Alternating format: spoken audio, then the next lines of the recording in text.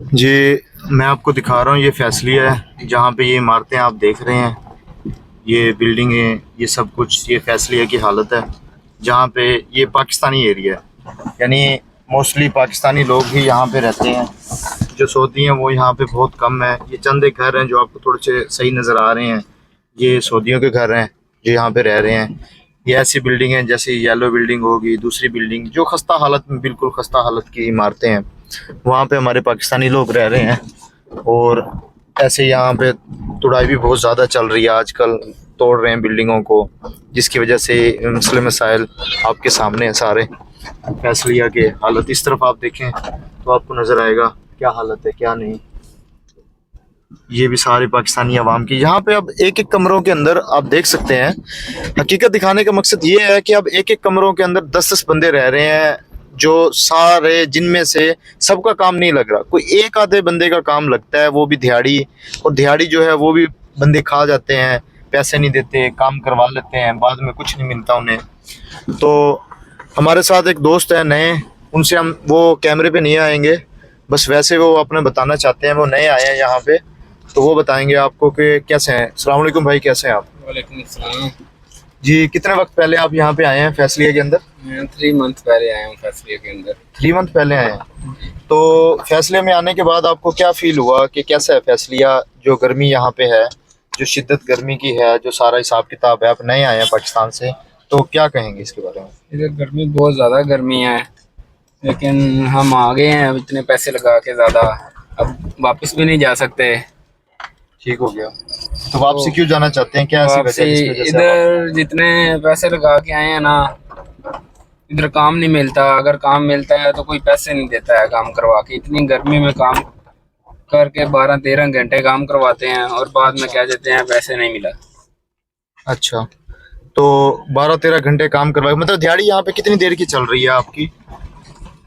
दिहाड़ी इधर कितनी देर काम करवाते हैं, कहने का मतलब कितने घंटे काम करना पड़ता है? सुबह 6 बजे ले जाते हैं, गाड़ी में बैठ जाते हैं हम, और शाम को 6 बज जाते हैं, 7 भी बज जाते हैं। तो कितने घंटे हो गए? 12 घंटे, 14 घंटे? 13 घंटे, 14 घंटे भी लग जाते हैं, लेकिन काम करवा के पैसा भी नहीं मिलता है। तो बहुत परेशानी की हालत है इधर, ये देखें।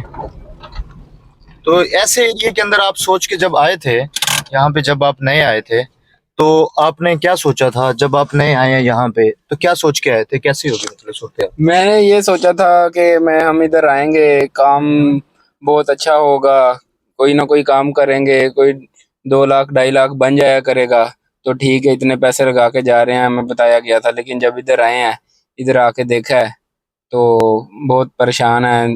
दिल करता है वापस चले जाएं, लेकिन फिर पैसे लेके आए हैं, कुछ किसी से लेके आए हैं, कुछ अपने थे, तो तो बहुत मुश्किल बन रहा है। तो 2-2.5 लाख आप जो कह रहे हैं, आप ये सोच के आए थे कि 2-2.5 लाख यहाँ पे बन जाएगा महीने जी, का, तो अब क्या बन रहा है आप? अब बन रहा है, अगर काम मिले तो बहुत ज़्यादा भी मंथ में काम मिले तो 40 या 35 हज़ार बचता है, खा के किराया दे के, तो रहायश अभी रोटी। आपने अकामा पहले लगवाया हुआ है, वो पहले वीजे के अंदर ही शामिल था या नया अकामा आपने लगवा लिया? मैंने पहले वीज़े के अंदर शामिल था, जो मेरा, मैं 13 लाख में इधर आया हूँ।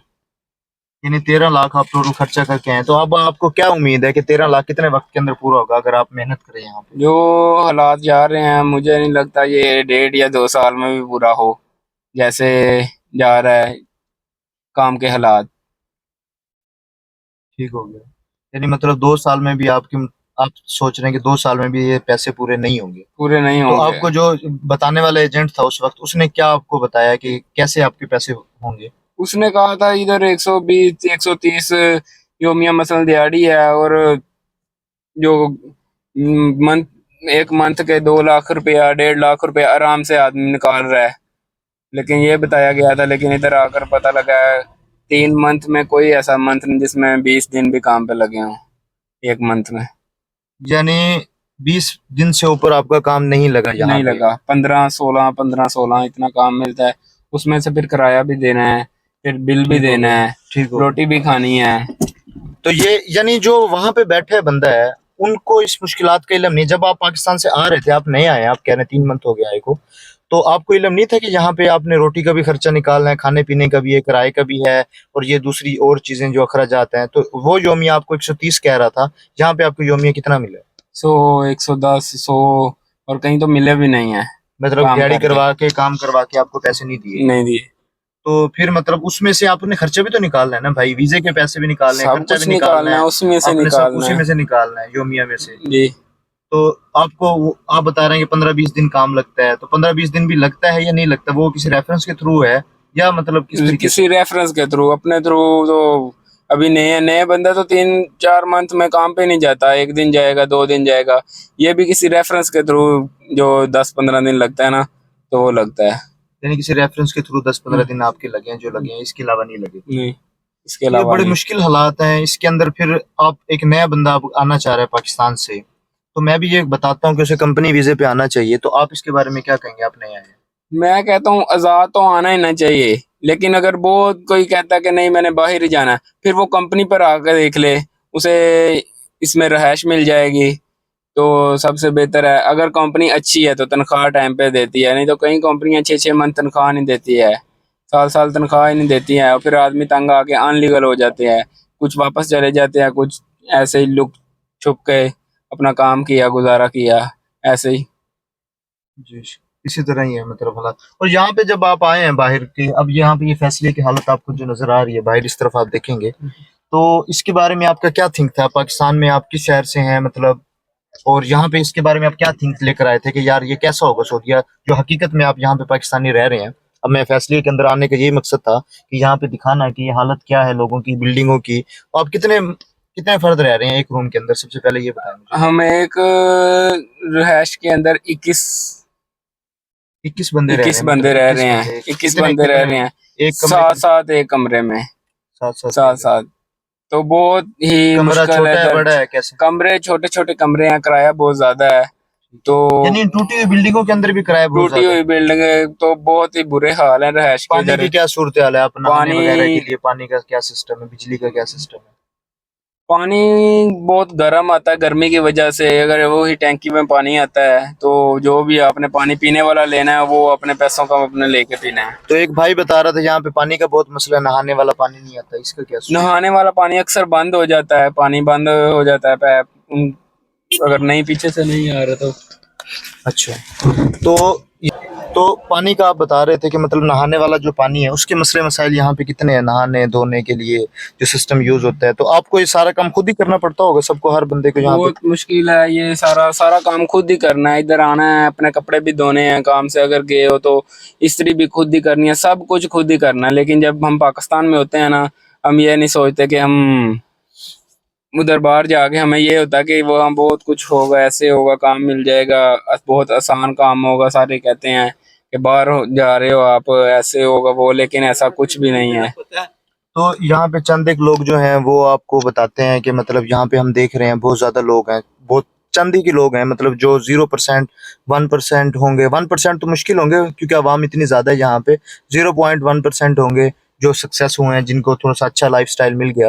तो वो जो लोग हैं, या सम टाइम आप देख रहे हैं कि यहाँ पे बीचेस पे जाके किसी और अच्छी जगह पे जाके लोग पिक्चर वगैरह अपलोड करते हैं, तो उसके बारे में आपका क्या कहेंगे कि हकीकत में और उनमें कितना डिफरेंस है? लोग झूठ बोलते हैं जो लोग ये बयान कर रहे हैं, यानी चैनल्स पे, यूट्यूब्स पे, हर जगह पे, कि यहाँ पे लाइफ बहुत ज़्यादा अच्छी है और लाइफ का जो स्टैंडर्ड है वो अच्छा है, पर हकीकत जो है वो उसकी बिल्कुल बरअक्स है। आप खुद देख लें, अब यहाँ पे इमारतें आप देख रहे हैं, बिल्कुल खस्ता हालत, बिल्कुल जैसे कपड़े लोगों के बाहर सूख रहे हैं, ठीक हो गया, और बिल्कुल आपको सामने है सारी बिल्डिंगों के हालात, चीज़ों के हालात, हर चीज़ जो हकीकत है। तो आप इसके बारे में क्या कहेंगे?